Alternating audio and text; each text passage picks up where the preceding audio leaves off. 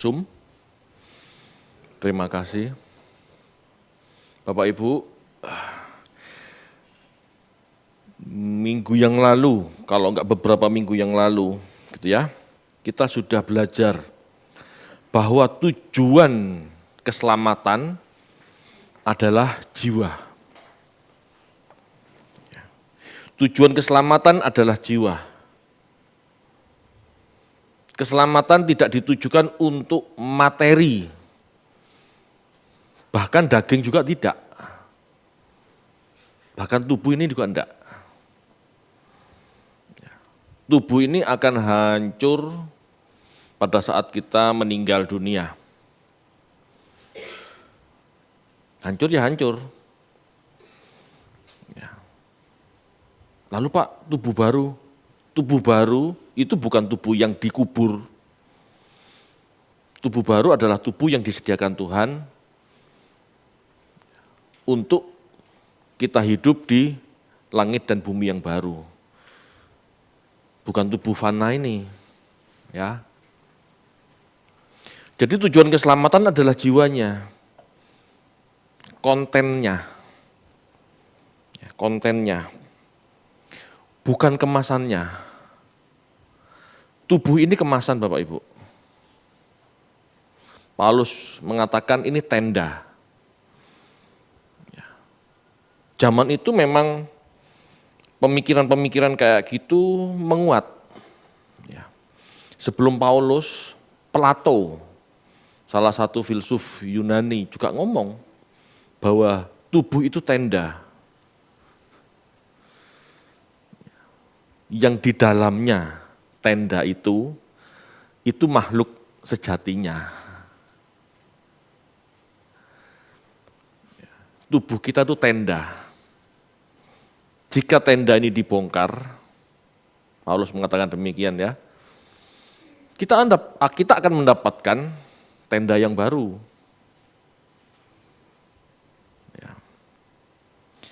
Jika tubuh ini dibongkar, kemah ini dibongkar, yang diselamatkan yang di dalam, jiwanya, rohnya.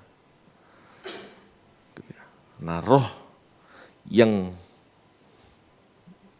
diwarnai jiwa yang benar inilah yang akan mendapatkan kemah yang baru, tubuh yang baru.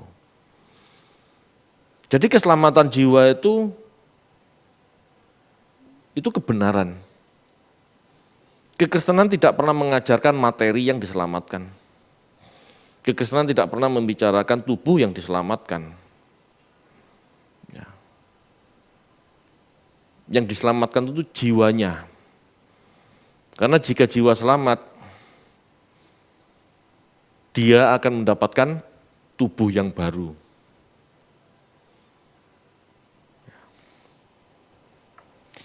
Kita akan baca 1 Petrus 1 ayat 10 sampai 16.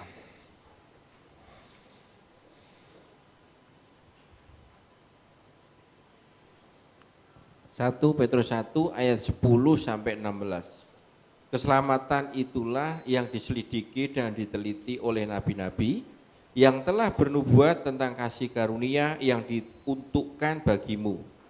Dan mereka meneliti saat yang mana dan yang bagaimana yang dimaksudkan oleh Roh Kristus yang ada di dalam mereka, yaitu roh yang sebelumnya memberi kesaksian tentang segala penderitaan yang akan menimpa Kristus dan tentang segala kemuliaan yang menyusul sesudah itu. Kepada mereka telah dinyatakan bahwa mereka bukan melayani diri mereka sendiri, tetapi melayani kamu dengan segala sesuatu yang telah diberitakan sekarang kepada kamu dengan perantaraan mereka yang oleh Roh Kudus yang diutus dari surga menyampaikan berita Injil kepada kamu, yaitu hal-hal yang ingin diketahui oleh malaikat-malaikat. Sebab itu, siapkanlah akal budimu, waspadalah dan letakkanlah pengharapanmu seluruhnya atas kasih karunia yang dianugerahkan kepadamu pada waktu penyataan Yesus Kristus. Hiduplah sebagai anak-anak yang taat dan jangan turuti hawa nafsu yang menguasai kamu pada waktu kebodohanmu. Tetapi hendaklah kamu menjadi kudus di dalam seluruh hidupmu, sama seperti Dia yang kudus, yang telah memanggil kamu, sebab ada tertulis, kuduslah kamu sebab aku kudus. Oke, terima kasih. Bapak Ibu, yang diselidiki oleh para nabi-nabi itu keselamatan jiwa. Bagaimana seseorang bisa selamat jiwanya? Ya. Itulah yang diselamatkan nabi, itulah yang diteliti nabi-nabi. Itu yang diselidiki dan diteliti oleh nabi-nabi. Perhatikan kata selidiki dan teliti. Kalau keselamatan itu mudah, gampang ditemukan, mereka tidak perlu menyelidiki dan meneliti. Bahkan zaman sekarang, banyak pendeta yang tidak paham keselamatan jiwa itu apa. Banyak yang tidak paham. Tetapi merasa sudah selamat. Lalu mereka mau belajar apa kalau mereka sudah merasa sudah selamat, tetapi mengerti aja belum? Kan seharusnya kita mencari dulu, mengerti dulu, selidiki dulu. Dengan itu kita bisa belajar, dengan itu kita bisa taat, dengan itu bisa mengerjakan. Ya sementara percaya dulu boleh. Tetapi apa yang mau dipercaya kalau tidak jelas di dalam pikirannya? Ya. Ini harus jelas Bapak Ibu. Yang diselidiki oleh para nabi, diteliti oleh para nabi, itu menjadi clear, menjadi jelas di zaman perjanjian baru oleh Tuhan Yesus. Di sini kita harus bersyukur. Ya. Para rasul, Paulus, itu baru dibukakan keselamatan jiwa. Sebelumnya tidak jelas Bapak Ibu. Ya. Sebelumnya tidak jelas. Mereka hanya melakukan peraturan-peraturan. Mereka hanya melakukan legalitas. Tetapi untuk berubah, mereka belum tentu bisa. Karena paham aja belum tentu. Ya. Tujuan keselamatan adalah jiwa. Di dalam dunia Ibrani, manusia dipahami secara dikotomi, tubuh dan roh.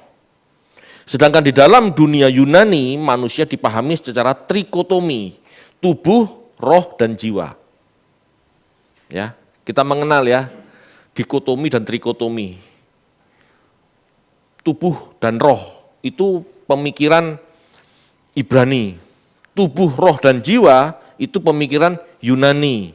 Di zaman perjanjian baru, dua konsep ini melebur, jadi membingungkan. Tetapi kalau orang belajar, pasti menemukan, pasti bisa. Dari firman atau kebenaran yang diserap jiwa ini, akan terbentuk nurani ya, yang disejajarkan dengan kesadaran diri yang manusia miliki, yang di perjanjian lama dikenal sebagai nesyamah atau nismah kayim, roh yang dihembus Allah ke dalam diri manusia, phroneo itu sama.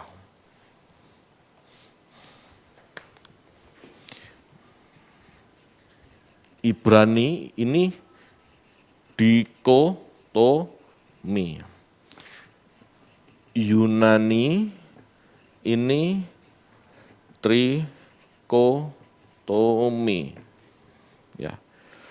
Manusia terdiri dari tubuh dan roh. Kalau Yunani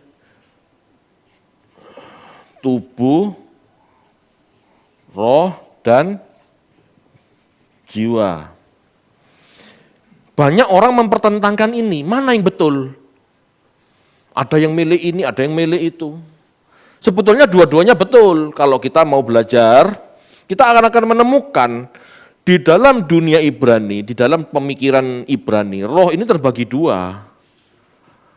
ruah, dan nesyamah. Ruah, ya ruah. Ruah ini roh. Ya, roh yang berbicara tentang kehidupan. Kalau nesyamah berbicara tentang kesadaran.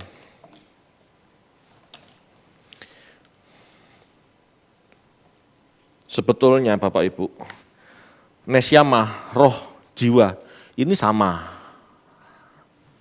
Ya, memang tidak persis ya, tetapi dari nesyamah atau jiwa ini muncul yang namanya nurani.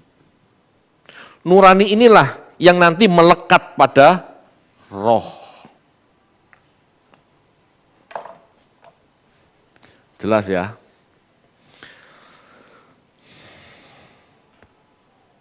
Berarti sama Pak betulnya, sama betulnya. Makanya saya selalu ngomong, ya, saya selalu mengatakan, jangan pertentangkan masalah istilah. Ya. Istilah bisa saja memang berbeda maknanya, tetapi bisa juga sama, karena ini kan masalah bahasa. Gitu lah. Yang dimaksud sama apa enggak? Sama seperti orang ngomong, ya, mengatakan rujak itu salad Jawa. Betul ya? Apakah rujak dan salad sama? Ya mirip-mirip. Ya kan? Campuran sayur mayur dengan segala macam ada pastanya. Kalau pastanya orang bule mayones, kalau pastanya Jawa petis. Ya. Itu kan hanya istilah, gitu loh. Belajarlah memahami istilahnya, bukan ribut masalah istilah. Itu penting. Dengan begitu kita setidaknya mengurangi perdebatan. Ini kan perdebatan. Gereja Barat, Gereja Timur beda ini. Gereja yang satu dengan gereja yang lain beda ini. Ini bisa ribut masalah dikotomi, trikotomi. Padahal itu sama saja. Yang penting kita mengerti maknanya, tubuh, roh, dan jiwa. Nah, ternyata roh ada dua di dalam dunia Ibrani, ruah dan nesyamah. Nesyamah ini unsur kesadaran, itu sama dengan jiwa sebetulnya. Nah, ini dari nesyamah dan jiwa yang menyerap firman Tuhan muncul nurani. Nurani ini nanti melekat pada roh kita. Ya. Loh Pak, sebelum nurani melekat pada roh kita, roh ini ya netral. Gitu. Nanti saya jelaskan lebih dalam. Penuma itu roh, ya, penuma atau roh. Ini kalau bahasa Yunaninya kan, ini Ibraninya kan ruah. Kalau dalam bahasa Yunaninya penuma. Kalau ini psike.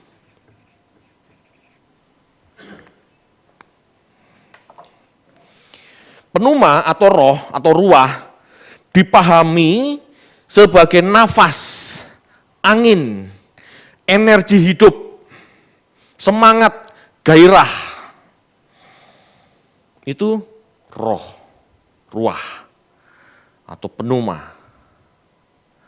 Hewan pun punya. Oh iya Pak, banyak yang ngomong Pak teolog, hewan enggak punya roh. Siapa ngomong? Pada saat Nuh disuruh Tuhan, memasukkan binatang-binatang, itu kalimatnya, engkau pilih makhluk hidup yang bernyawa. Gitu. Bernyawa itu saya cek bahasa aslinya ruah. Berarti hewan punya ruah. Kalau tidak punya ruah, dia mau hidup dengan apa? Iya kan? Dia bernafas.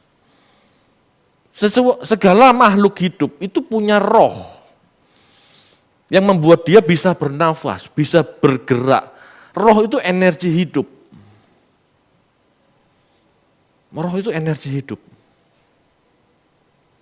Ya.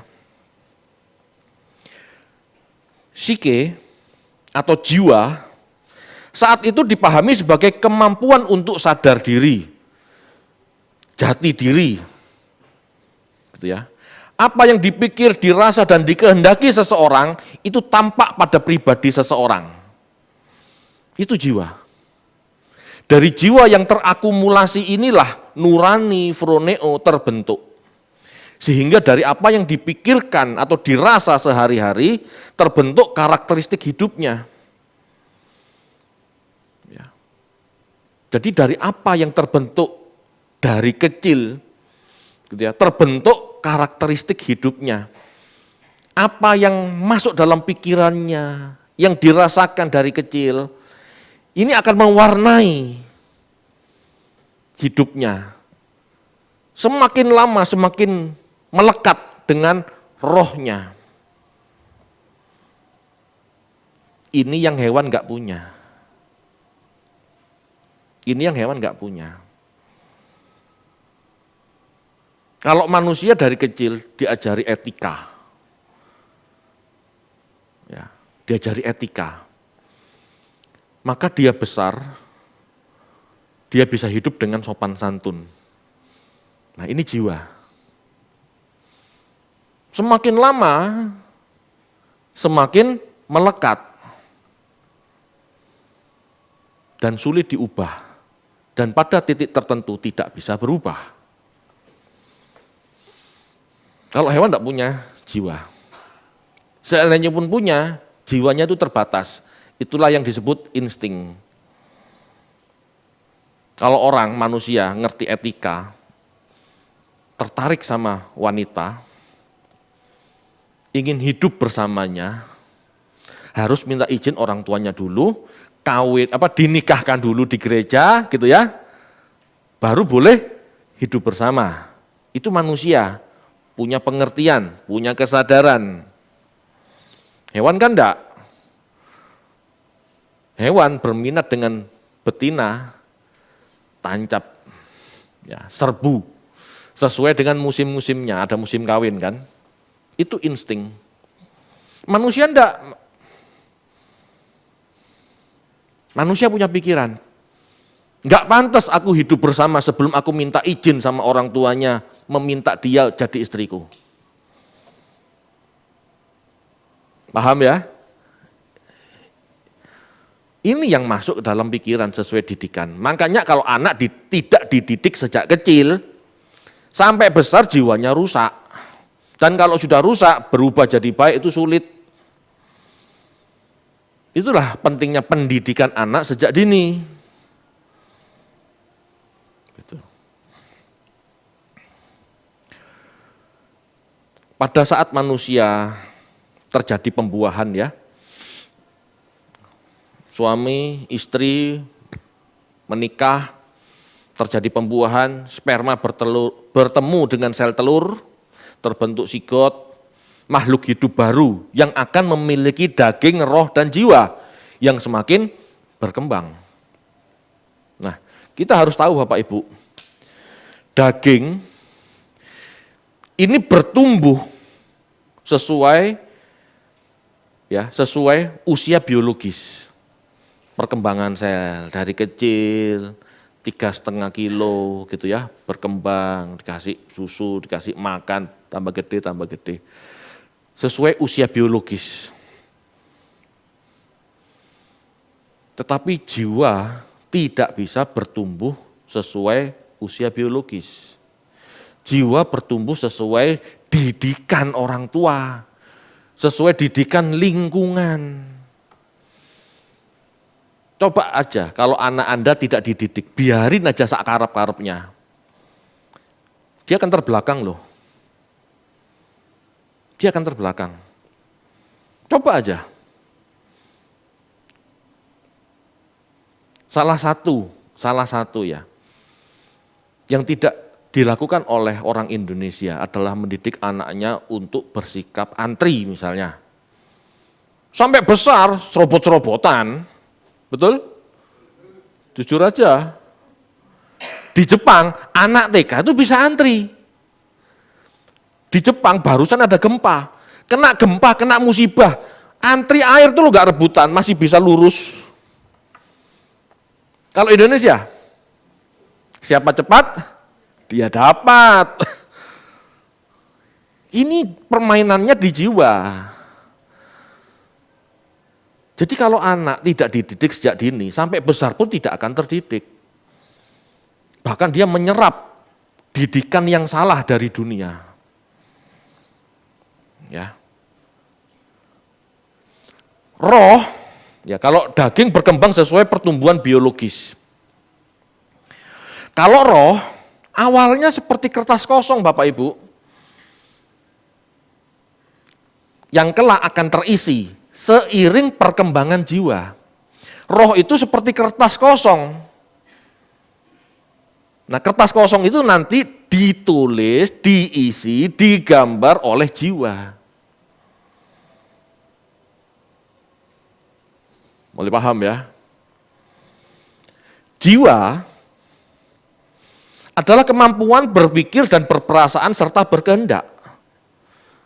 Jiwa itu adalah kemampuan sehingga manusia bisa berpikir, berperasaan dan berkehendak. Di mana hewan nggak punya, nggak bisa, atau setidaknya tidak semampu manusia.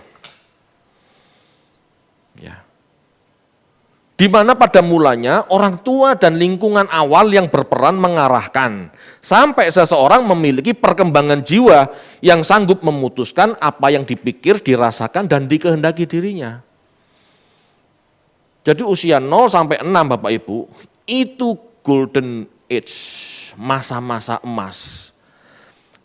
Jika anak tidak dididik di masa-masa emas ini, 6 tahun pertama ini, anak itu akan jadi liar. Harus diarahkan.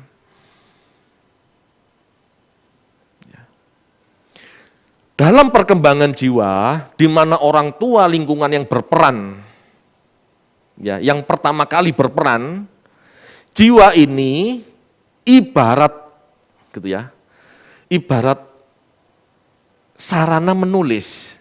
Roh kertasnya, jiwa adalah alat tulisnya. Jiwa yang dimiliki anak usia dini akan menuliskan di kertas rohnya sesuai apa yang dia terima didikan orang tua, lingkungan. Apa yang diserap anak usia dini dari didikan orang tua, dari lingkungan, itu yang akan dia tulis di dalam rohnya.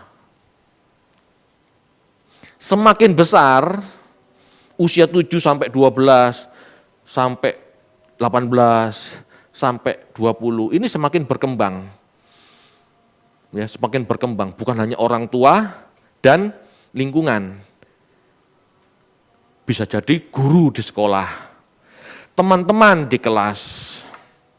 Ini mempengaruhi Bapak Ibu. Sampai pada akhirnya dia bisa mengerti benar dan salah, enak enggak enak, mana yang dia suka. Gitu ya. Disinilah masalahnya Bapak Ibu. Disinilah masalahnya. Sebab jiwa manusia sejak Adam, orang tua pertama kita, ya, sampai orang tua kita yang terakhir, itu sudah meleset. Itu sudah menyimpang dari ajaran Tuhan. Kita terdidik meleset, kita terbiasa meleset. Jiwa kita malas dan sulit untuk mengubah kemelesetan ini. Kenapa? 20 tahun dididik salah, jadinya salah.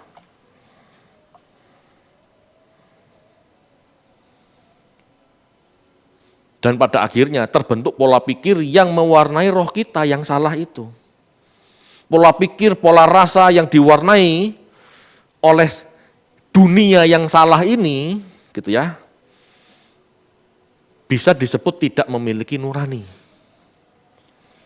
Tetapi kalau 20 tahun hidupnya dididik oleh orang tua yang benar, dididik oleh guru yang benar, dididik oleh guru sekolah minggu yang benar, pendeta yang benar. Dan dia hidup dalam perkembangan ya yang baik sesuai firman Tuhan, maka dia memiliki nurani. Ya ini bukan untuk orang Kristen saja. Ya, orang beragama lain pun kan mendidik umatnya untuk berbuat baik. Nah ini mengembangkan nurani. Tetapi kalau orang tidak mendidik yang baik dan jadinya salah, liar, nakal, brutal, nah gitu ya, itu disebut tidak punya nurani.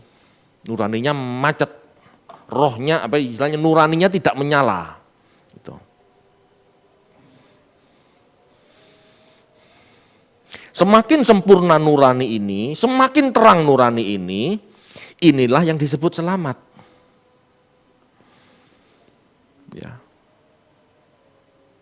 Inilah yang disebut selamat. Jadi selamat itu terhindar dari sesatnya jiwa yang berujung pada kebinasaan.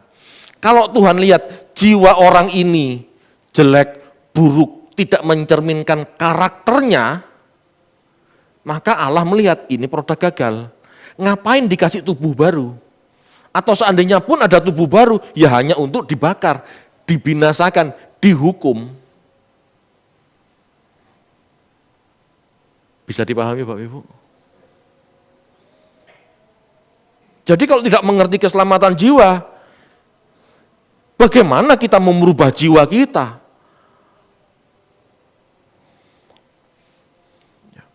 Jadi apa yang masuk dalam pikiran perasaan kita sehari-hari sejak kecil, itulah yang akan mewarnai roh kita. Apa yang kita pikir, apa yang kita rasa sehingga kita bisa memutuskan memilih yang baik atau yang jahat, itulah yang mewarnai roh kita. Itulah yang disebut patro paradauto. 1 Petrus 1 ayat 18, ayo baca yuk.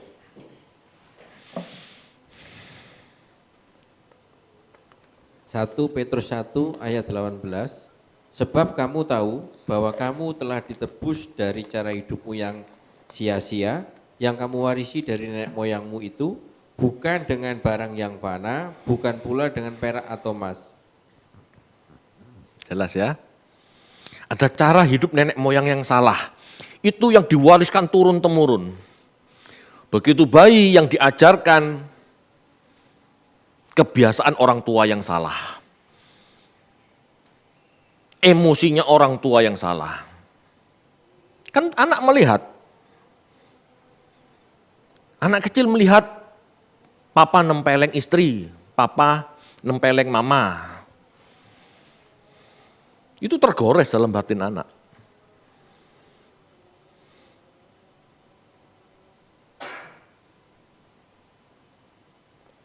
Anak pada waktu kecil melihat orang tua pada saat makan tidak berlaku sopan, gitu misalnya ya.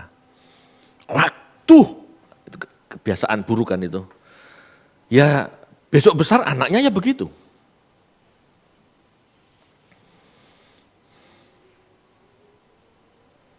Sejak kecil anak dididik makan sayur.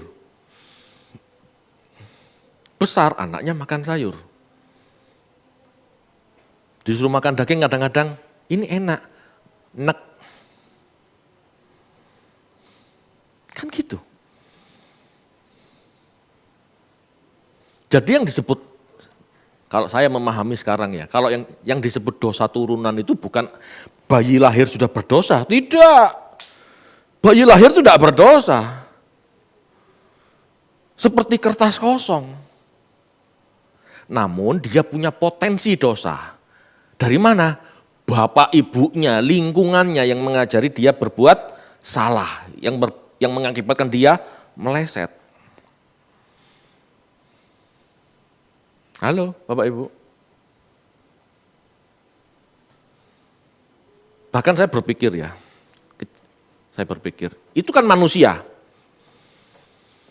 Dulu saya sempat berpikir,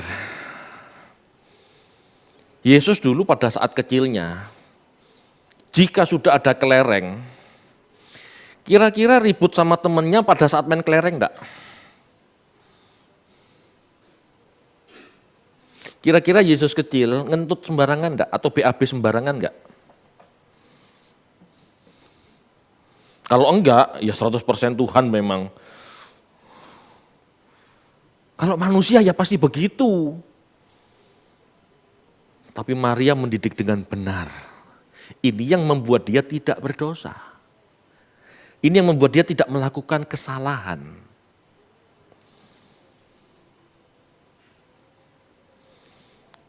Ada kelerengnya direbut, lalu Tuhan ngomong, ya silahkan. Begitu? Gak pernah teriak-teriak gitu. Kalau anak kecil biasanya gitu tuh. Lari-lari, teriak-teriak di rumah, keluar, masuk rumah gitu kan. Apa Yesus diem terus? Baik, permisi om, tante, umur 6 tahun, 5 tahun begitu? Halo, pernah enggak kepikir? Tuhan katakan Allah yang menyempurnakan Yesus. Berarti dulunya belum sempurna, berarti dulunya juga rebutan kelereng. Yang disebut Yesus tidak bersalah itu tidak melanggar Taurat, itu loh maksudnya.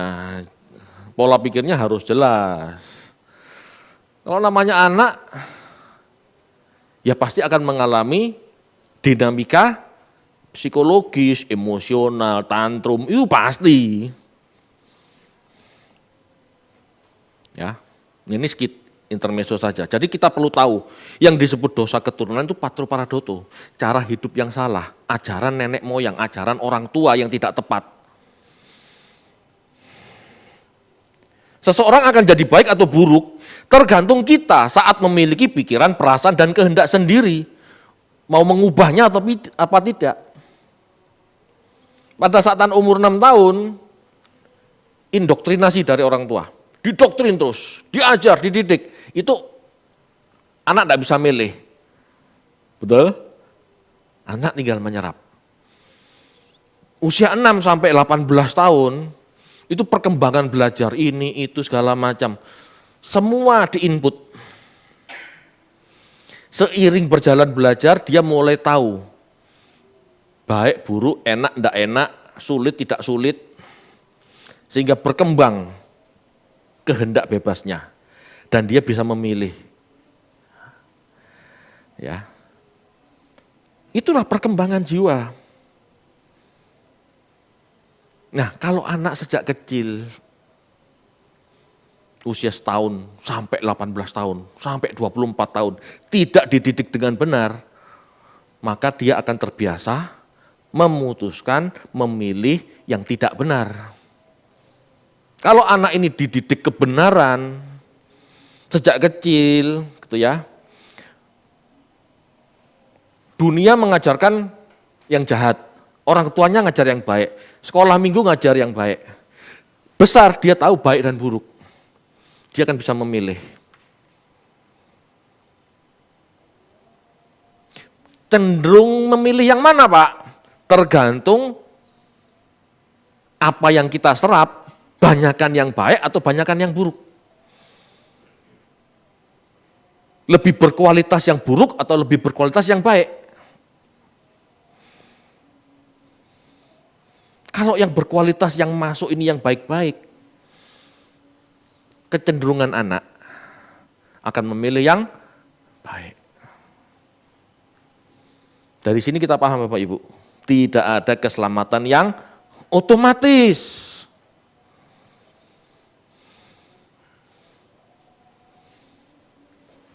Penjahat yang disalib itu Pak. Yesus, ingatlah aku pada saat engkau di Firdaus. Kalau penjahat itu belum berubah, emang bisa di Firdaus? Warna jiwanya lu belum berubah. Saya bersyukur ada ayat di Markus yang menyatakan bahwa tidak ada kejadian itu. Di Markus dikatakan, ya, kedua penjahat itu sama-sama mencela. Kedua penjahat itu sama-sama mencela Yesus. Jadi ayat yang menyatakan penjahat disalib itu selamat, itu doktrin yang lemah. Sebab di Markus tidak pernah diceritakan itu. Sebab kenyataannya keselamatan jiwa itu tidak mudah Bapak Ibu. Keselamatan jiwa itu proses, tidak bisa 5 menit menjelang mati bertobat lalu jiwanya bersih. Tidak bisa.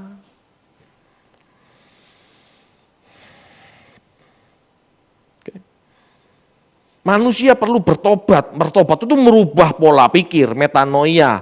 Dengan merubah pola pikir, manusia berubah menjadi seperti Kristus. Itulah metamorfoste. Kalau tidak merubah pola pikir dulu, tidak bisa berubah bentuk. Kalau tidak punya perubahan pola pikir, tidak bisa punya perubahan hidup. Tidak bisa. Amin Bapak Ibu.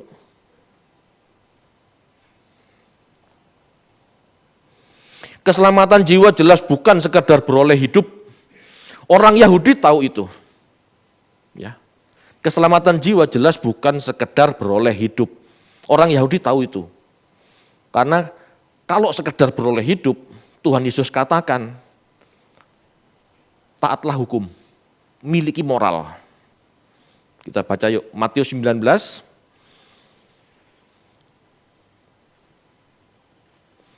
Matius 19 ayat 16 sampai 20. Matius 19 ayat 16 sampai 20. Ada seorang datang kepada Yesus dan berkata, "Guru, perbuatan baik apakah yang harus kuperbuat untuk memperoleh hidup yang kekal?" Jawab Yesus, "Apakah sebabnya engkau bertanya kepadaku tentang apa yang baik? Hanya satu yang baik, tetapi jikalau engkau ingin masuk ke dalam hidup, turutilah segala perintah Allah." Kata orang itu kepadanya, "Perintah yang mana?" Kata Yesus, "Jangan membunuh, jangan berzinah, jangan mencuri, jangan mengucapkan saksi dusta. Hormatilah ayahmu dan ibumu dan kasihilah sesamamu manusia seperti dirimu sendiri." Kata orang muda itu kepadanya, "Semuanya itu telah kuturuti, apalagi yang masih kurang?" Jelas, orang Yahudi pun tahu, hormat orang tua, berbuat baik, itu dasar hidup kekal.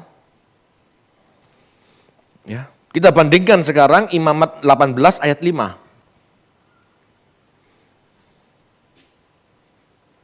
Imamat 18 ayat 5, "Sesungguhnya kamu harus berpegang pada ketetapanku dan peraturanku. Orang yang melakukannya akan hidup karenanya, akulah Tuhan." Ini orang Yahudi tahu kok. Hidup yang melakukan perintah Tuhan, Taurat maksudnya, akan hidup. Makanya pengadilan akhir, penghakiman menurut perbuatan. Bukan menurut agama. Yang Kristen Pak yang selamat, non-Kristen tidak selamat, tidak masuk surga maksudnya. Siapa ngomong? Penghakiman menurut perbuatan. Apapun agamanya, perbuatanmu yang dilihat. Itu kalau cuman ingin hidup. Tetapi keselamatan Bapak Ibu bukan masalah hidup kekal. Keselamatan itu masalah kesempurnaan karakter atau kesempurnaan nurani yang ada di dalam diri manusia. Ya, keselamatan itu kesempurnaan karakter atau nurani yang ada dalam diri manusia. Jika karakter atau nurani manusia tidak segambar dan serupa Allah, ini yang disebut tidak selamat. Keselamatan jiwa berarti keselamatan pola pikir, pola rasa. Sehingga manusia memiliki kehendak yang sama sejalan dengan Allah. Itu maksudnya. Keselamatan itu adalah perubahan pola pikir, pola rasa dalam jiwa. Sehingga jiwa kita memiliki kehendak yang sama seperti Allah. Baca yuk, Matius 19 ayat 21. Matius 19 ayat 21, kata Yesus kepadanya, "Jikalau engkau hendak sempurna, pergilah, jualah segala milikmu dan berikanlah itu kepada orang-orang miskin. Maka engkau akan beroleh harta di surga, kemudian datanglah kemari dan ikutlah aku." Itu selamat. Kesempurnaan adalah saat seseorang itu berani melepaskan segala sesuatunya dan berjalan seiring dengan Tuhan. Itu baru selamat, itu baru sempurna. Sempurna itu selamat, selamat itu sempurna. Kalau cuma masuk surga dalam arti hidup kekal, lakukan perbuatan baik, lakukan moral. Jangan menyakiti hati orang. Allah akan menghakimi kita menurut perbuatan. Tetapi panggilan Kristen Bapak Ibu itu panggilan keselamatan jiwa. Ya, panggilan Kristen adalah panggilan keselamatan jiwa. Perbaikan kodrat sehingga serupa Allah. Sehingga bisa dipakai kelak di surga.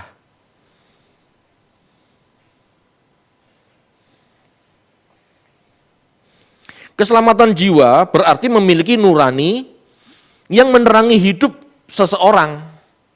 Keselamatan jiwa berarti memiliki nurani yang menerangi hidup seseorang. Ini tidak mudah. Sebab setiap orang mau memiliki nurani harus siap diarahkan. Ya.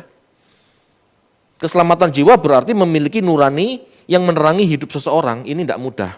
Sebab setiap orang yang mau memiliki nurani harus siap diarahkan Allah. Dan untuk itu harus siap melepaskan segala milik. Tadi dikatakan, kalau kamu mau sempurna, kalau kamu mau selamat jiwanya, jualah milikmu, lepaskan itu semua, ikutlah aku.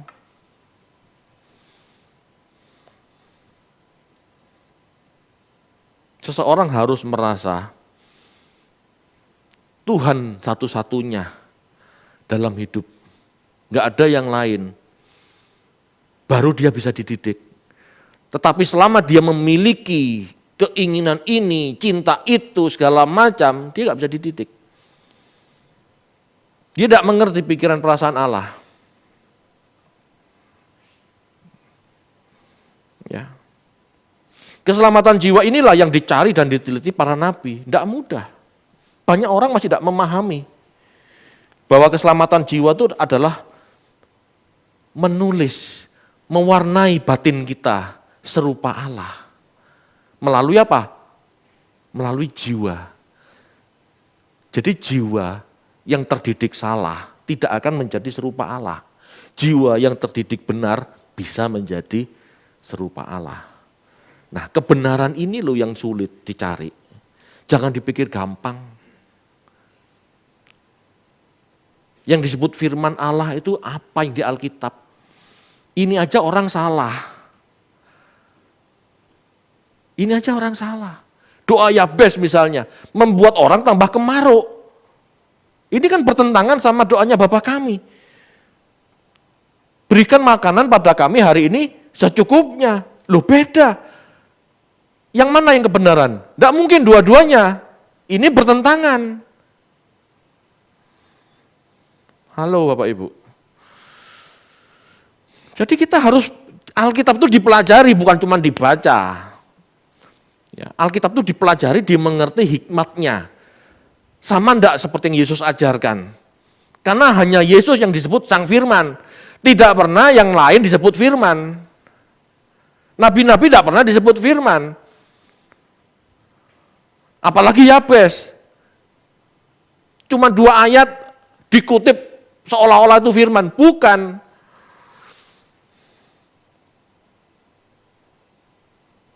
Kalau kita mau tahu firman itu yang benar, yang enggak, yang mana. Yesus ajarkan apa enggak? Itu firman yang benar. Karena dia datang, dia menyempurnakan Taurat. Berarti sebelumnya Taurat belum sempurna. Itu firman. Kalau kita asal comot perjanjian lama tanpa melihat dari kacamata Kristus, belum tentu itu firman. Perjanjian lama itu masih banyak gairah-gairah najisnya, bukan gairah kudus. Tapi orang sulit menerima ini. Karena berpikir Alkitab itu firman Allah. Ya Bapak Ibu, Alkitab itu berisi firman Allah. Firman Allah itu Yesusnya. Jadi segala kalimat ayat yang ada di Alkitab jika tidak sesuai ajaran Yesus, tidak sesuai hidup Yesus, itu bukan firman Allah. Kan gitu cara berpikirnya. Kalau tidak paham ini, orang ambil comot-comot seenaknya ayat-ayat itu untuk memuaskan gairah dirinya yang masih duniawi. Ini loh kemelesetan jiwa manusia. Ini loh yang namanya sesatnya jiwa manusia. Jiwa manusia ini perlu diselamatkan dari pola pikir yang rusak seperti ini. Anda pikir kalau baca Alkitab tidak bisa rusak? Sangat bisa. Kalau saya baca ayat di Hakim-Hakim gitu ya, ini kan ada di Alkitab. Kalau saya baca ayat di Hakim-Hakim, seperti Israel mengambil cewek-cewek suatu suku dan membunuh laki-lakinya untuk jadikan istri. Saya lakukan itu, karena itu ada ayat di Alkitab, itu firman Allah katanya kan, saya lakukan itu. Jadi jahat enggak saya? Jadi jahat. Saya ikut-ikut doa Yabes, jadinya kemaruk. Itu jahat apa baik? Kalau Anda membaca Alkitab secara salah, tidak mengerti kebenaran, ya jadinya bejat juga. Iya kan?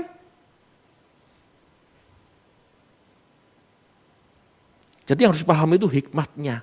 Hikmat ini sesuai enggak dengan ajaran Yesus. Makanya setiap orang Kristen harusnya baca perjanjian baru dulu, ajaran Yesus dulu, bukan perjanjian lama. Perjanjian lama itu kitab suci juga Pak, betul kitab suci, tapi tidak sempurna. Makanya Tuhan Yesus sempurnakan. Kan begitu cara berpikirnya. Makanya orang baca Alkitab harus komplit. Kalau sudah komplit bacanya, jiwanya ini banyak pertimbangan gitu loh. Relevan enggak ayat ini? Koheren enggak ayat ini? Relevan itu maksudnya bisa diterima akal sehat enggak? Satu. Yang kedua, koheren. Nyambung enggak dengan ajaran Tuhan? Kalau enggak nyambung ya jangan dipakai. Doa Yabes itu enggak nyambung sama sekali sama ajaran Tuhan.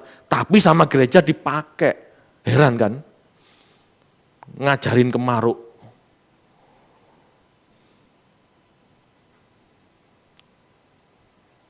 Mau selamat bagaimana Bapak Ibu? Kalau yang diambil di Alkitab yang salah.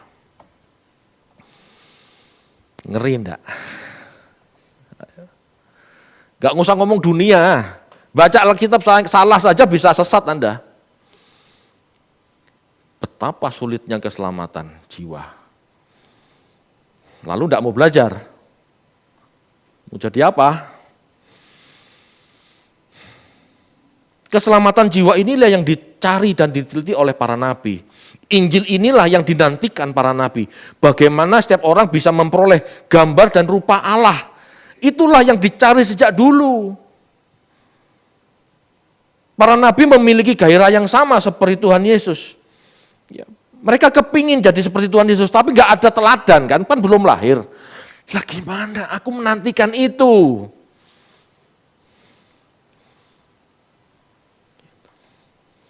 Tapi orang Kristen sekarang udah ada Yesusnya, udah ada teladannya, yang dibaca perjanjian lama.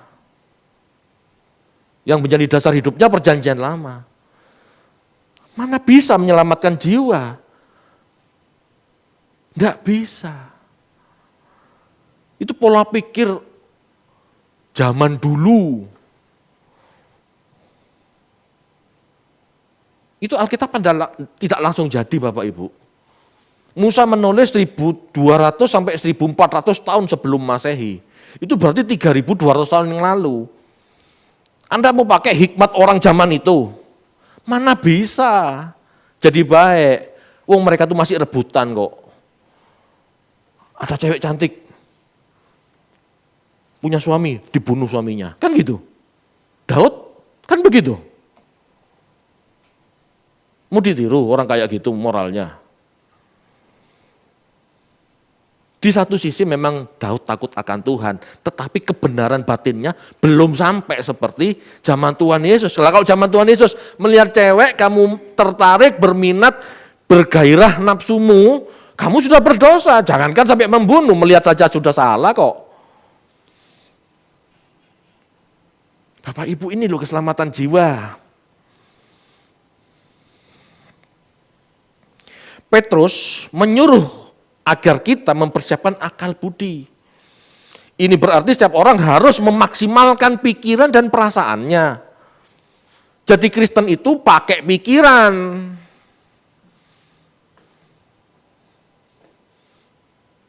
ada pendeta khotbah. Percaya saja, jangan pakai pikiran.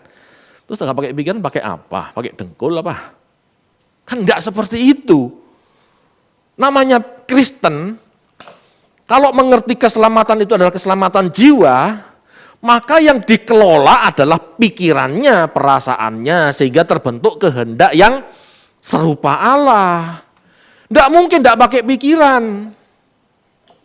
Halo, Bapak Ibu, sadar enggak bahwa gereja ini sebetulnya tempat untuk mengubah pola pikir. Makanya perlu pelajaran, bukan sekedar ritual, apalagi mistis, tumpang tangan, tengking-tengking. Enggak bisa berubah dengan cara begitu. Harus belajar.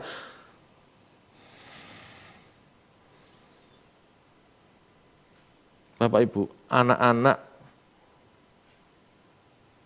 untuk membaca saja perlu waktu 6 tahun kan? Kan nggak ada orang dari bayi langsung bicara, langsung membaca, enggak ada? Nah, ada kan? Manusia untuk bisa membaca saja perlu 6 tahun. TK kecil baru bicara, TK besar atau SD.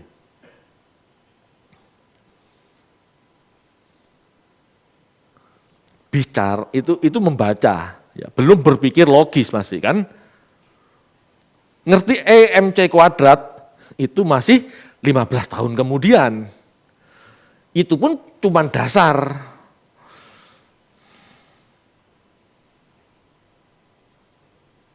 Orang kalau tidak belajar Bapak Ibu, tidak mungkin bisa mengubah jiwanya. Itulah makanya Titus mengatakan, yang namanya kasih karunia, anugerah itu adalah didikan. Titus 2 ayat 11 sampai 12. Baca yuk.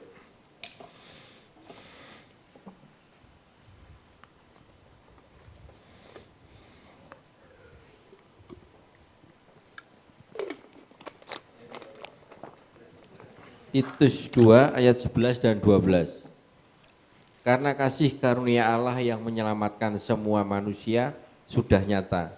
Ia mendidik kita supaya kita meninggalkan kefasikan dan keinginan-keinginan duniawi, dan supaya kita hidup bijaksana, adil, dan beribadah di dalam dunia sekarang ini.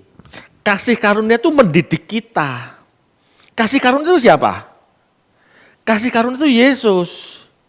Ajaran Yesus dan keteladanan hidupnya itu mendidik kita supaya kita meninggalkan kefasikan. Kasih karunia itu pendidikan yang dilakukan oleh Yesus Bapak Ibu. Jadi zaman kasih karunia itu adalah zaman Yesus hadir di bumi untuk mendidik kita. Itulah kasih karunia, pendidikan.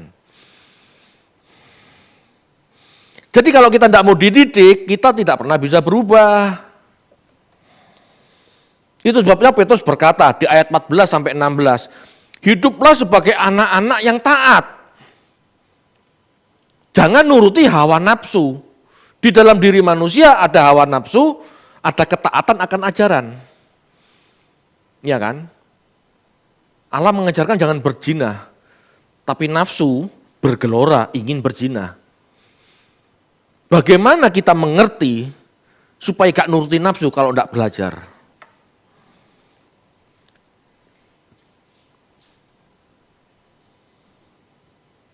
Orang itu harus cerdas, intelektual, emosional, dan spiritual. Harus dididik, harus belajar.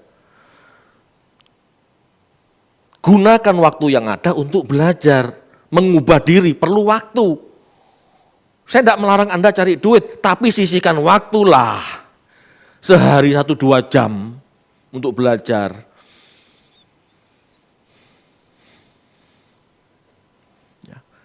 Hiduplah sebagai anak-anak yang taat, jangan turuti hawa nafsu. Yang menguasai kamu pada waktu kebodohanmu. Kalau kita belajar, setidaknya waktu kebodohan itu diperkecil kemungkinannya. Apa yang menyebabkan kita tidak taat dan nuruti hawa nafsu? Adalah kebodohanmu. Mana bisa diingatkan Tuhan kalau kita tidak pernah baca firman Tuhan? Kalau kita tidak mengerti kebenaran, Kalau hidup kita tujuannya hal-hal yang lain saja, mana bisa kita diingatkan Tuhan? Mana bisa dididik Tuhan? Oh ngerti aja enggak. Tetapi hendaklah kamu menjadi kudus dalam seluruh hidupmu. Sama seperti Dia yang kudus, yang telah memanggil kamu. Sebab ada tertulis, kuduslah kamu sebab aku kudus. Menjadi kudus itu Bapak Ibu perlu pakai pikiran, perlu pakai perasaan yang harus serupa dengan Yesus. Untuk itu, ayo dilatih jiwa kita. Kita berpikir seperti Tuhan berpikir. Tujuannya khotbah minggu, PA, itu kan itu. Saya semakin mengerti kebenaran, semakin stres. Kenapa? Mana bisa? Karena orang mau cari gampangnya kan. Kalau bisa tumpang tangan, jebret berubah gitu kan. Nggak ada cara kayak gitu ternyata. Nggak ada. Orang harus belajar, tekun, wawasan luas. Semakin luas wawasan Anda, pertimbangannya semakin semakin teliti, presisi. Semakin luas wawasan Anda, pertimbangannya semakin banyak. Jangan takut belajar. Jangan takut bingung dalam belajar Alkitab, jangan takut. Suatu saat Anda akan menemukan, tidak mungkin seperti ini, pasti seperti ini. Orang pasti cerdas rohaninya kemudian ya. Kasih karunia berbicara pendidikan, pembentukan nurani, agar memiliki kesempurnaan karakter seperti Allah. Kasih karunia mengajar kita bagaimana kita hidup kudus seperti Allah kudus. Kita tidak akan mengerti bagaimana Allah kudus kalau tidak pernah baca Alkitab. Baca Alkitab itu bukan hanya sekedar baca Bapak Ibu, harus mikir, direnungkan. Direnungkan itu dipikir maksudnya, bukan bengong. Baca satu ayat lalu bengong. Atau di Komat Kamit diperkatakan, bukan, dipikir. Ini maksudnya bagaimana? Ya. Dengan kita mengerti dari membaca Alkitab, bahwa Allah itu berkehendak seperti ini dari hukum-hukumnya. Ya, perjanjian lama kan hukum. Ngomong perjanjian baru, ngomong batinnya Kristus, sikap hati Kristus. Kita bisa mengerti dan akhirnya terpisah dari karakter dunia yang jahat. Itu kudus. Terpisah dari karakter dunia. Pembentukan karakter, keselamatan jiwa tujuannya memisahkan orang. Yang jahat semakin jahat, yang baik semakin baik. Itu tujuannya firman. Kita nggak akan jadi egois, serakah, materialis, memuaskan nafsu diri. Itu semua gaya hidup dunia, gaya hidup Allah. Terpisah, gaya hidup Allah berbeda dengan itu. Cara hidup Allah apa? Nurani yang murni. Nggak egois, tidak serakah, mau berbagi. Tidak menempatkan materialis gitu ya, tidak menempatkan materi di nomor satu dalam hidupnya. Sehingga dia bisa jadi berkat bagi orang lain. Itu cara hidup Allah. Sejak Adam Bapak Ibu, pola pikir, pola rasa jahat ini sudah menguasai manusia. Manusia selalu melihat apa yang tampak baik, yang sedap, menarik hati. Dan untuk hal-hal itulah manusia berebut. Banyak perang, sama tetangga aja rebutan mangga, antar negara rebutan tambang, betul? Jangan dipikir di Papua nggak direbut, itu kalau bisa direbut, direbut.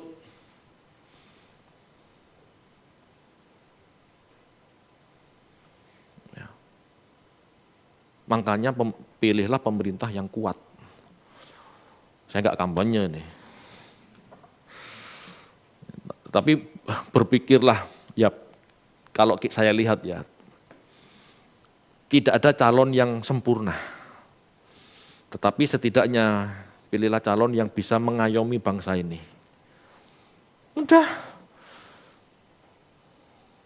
Menjaga bangsa ini, supaya jangan direbut itu, menjaga bangsa ini supaya tidak pecah, supaya antar suku, antar agama bisa rukun, nah itu.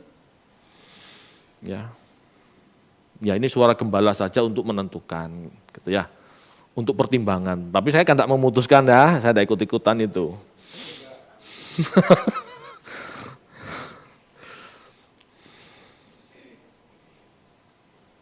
Manusia cenderung menolak apa yang tampak tidak baik dan tidak sedap. Padahal hal-hal itu baik bagi pertumbuhan karakter. Iya kan? Ditegur, sakit hati, kan sakit, tak enak. Padahal teguran itu baik buat jiwa kita. Yang cenderung maunya sendiri, kan gitu. Berbagi hidup itu tidak enak, karena milik kita harus berkurang, habis bahkan. Tetapi Allah mengajar agar kita memiliki kasih. Sehingga manusia Kristen seharusnya jadi berkat. Manusia Kristen itu mengajarkan bahwa seseorang itu harus habis jadi berkat bagi sesamanya.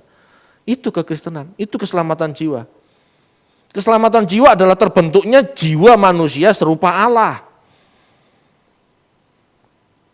Orang-orang dengan hati nurani yang suci itulah yang akan turut memerintah dalam kerajaan sorga untuk mengimpartasi karakter Allah di kekekalan kelak. Karena tidak semua di kekekalan besok sudah punya nurani seperti ini. Yang masuk dunia yang akan datang itu kan masih sekedar baik, masih sekedar moral yang baik. Tetapi Allah menginginkan seluruh umat manusia ini segambar dan serupa Allah. Seperti Kejadian 1 ayat 26 kan. Makanya harus dididik lagi. Jadi yang baik dikasih kesempatan, yang jahat, yang gagal produk, binasa. Yang baik dididik ulang.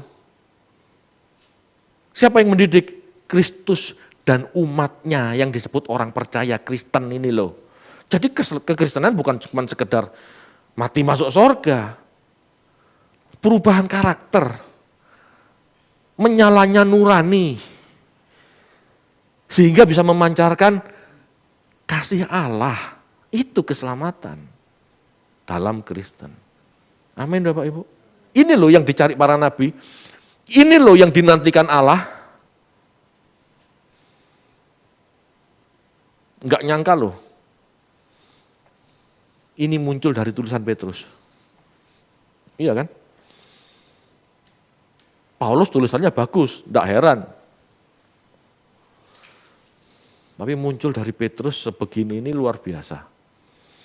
Jadi jangan patah semangat. Nelayan aja bisa sengerti ini kok. Apalagi kita yang belajar sekolah, SD, SMP, SMA, S1, S2, S-teler, gitu ya. Pasti bisa paham, tapi mau belajar. Mau menggarap keselamatan. Mau menggarap nuraninya maksudnya. Amin Bapak Ibu. Saya rasa cukup ya. Mari kita berdoa.